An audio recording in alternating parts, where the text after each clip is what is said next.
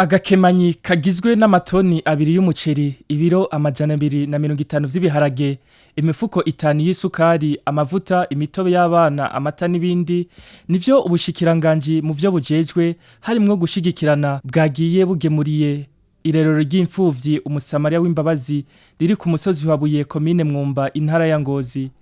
Umushikiranganji aburamutswa aratubwira intumbero y'ubwo rugendo.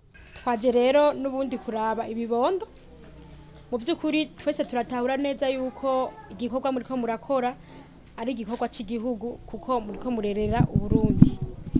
Rero nk'Ubushikiranganji bujejwe gushigikirana kandi bwitaho ineza y'abana, niwe twavuze tuti reka tuze kuraba wa muvyeyi, turazi yuko bitoroshe, turazi yuko ari umutwaro, kandi noneho naho byari kuba byoroshe twategerezwa kuza kugira tuze turaraba ko abana ariho bari bamerewe neza canke nabo bamerewe neza turamukanye, kandi rero turashima Imana ko bamerewe neza cyane.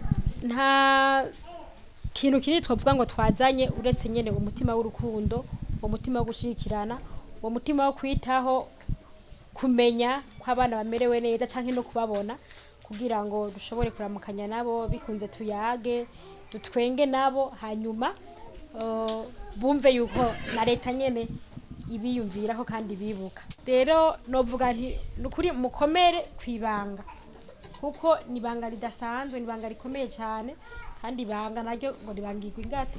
Uwashinze iryo rerero ry'impfuvyi arashimira cyane ubwo bushikiranganji kuri ico gikorwa c'urukundo. Muvuze muti agaseke ni gato, twe twashimye cyane aho ahari hakubuye uyu munsi hararonka ibihaja.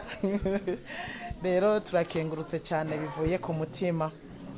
Irerero ry'impfuvyi UMUSAMARIYA W'IMBABAZI ryatangwe mu mwaka wa 2017, ubu rikaba ririmwo abana 52, rikaba rimaze kuramura abana 41.